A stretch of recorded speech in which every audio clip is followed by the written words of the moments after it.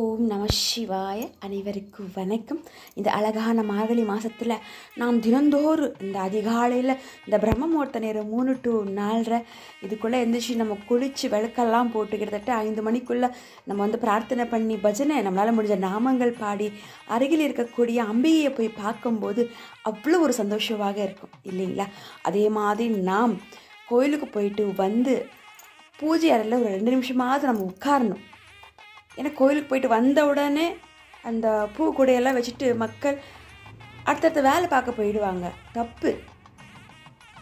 கோயிலுக்கு போயிட்டு வந்த உடனே நம்ம சுவாமி அறையில் ஒரு 5 நிமிஷமாவது நாம் உட்காரணும்.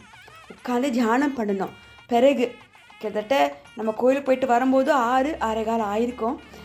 சுவாமி அறையில் உட்காந்துட்டு பிறகு 2 நிமிஷம் தியானம் பண்ணிவிட்டு பிறகு வெளியில் போய் சூரிய பகவான் உதவிக்கு இது எப்படி சொல்கிறது, அழகாக உதயம் பண்ணக்கூடிய ஒரு நேரம். அவங்கள போய் பகவானே சூரிய பகவானேன்னு சொல்லி மனதார 2 கையை எடுத்து பிரார்த்தனை பண்ணுங்க. வீட்டில் சாமி கும்பிட்ட உடனே அந்த காலையில் நம்ம இந்த 2 நிமிஷம் உட்கார்ந்த உடனே கோயிலுக்கு போயிட்டு உட்காந்துட்டு பிறகு நாம் வாசல் தாண்டி வெளியில் போய் சூரிய பகவானை உச்சியில் பகவானே சூரிய பகவானேன்னு சொல்லி மனதார பிரார்த்தனை பண்ணுங்க.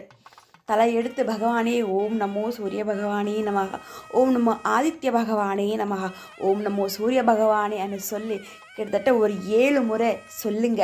அந்த 7 குதிரையில் வராங்க நம்ம சூரிய பகவான். அதிலும் ஞாயிற்றுக்கிழமை நாட்களில் சொல்லவே தேவையில்லை. சூரிய பகவானுக்கு வசந்த ஒரு நாள். அதிகாலை நேரம் அந்த பிரம்ம முகூர்த்த நேரத்தில் மார்கழி மாதத்தில் நம்ம கோயிலுக்கு போயிட்டு கும்பிட்றது நம்ம வழக்கமாக வச்சுக்கணும் அந்த 1 மாதம். பிறகு நாம் சாதாரண நாட்களில் வாழும்போது மறக்காமல் நம்ம அதிகாலை நேரம் பிரம்ம முகூர்த்த நேரத்தில் எந்திரிச்சு குளித்து பூஜையெல்லாம் முடிச்சுட்டு இந்த வெளியில் போயிட்டு கிட்டத்தட்ட கரெக்டாக அந்த 6 மணி 6:10 சூரியன் வந்துடுவார். அவர் 2 கையெடுத்து மனதார மேலே பகவானே சூரிய பகவானையே போட்டுன்னு சொல்லி பகவானை மனதார பிரார்த்தனை பண்ணுங்க.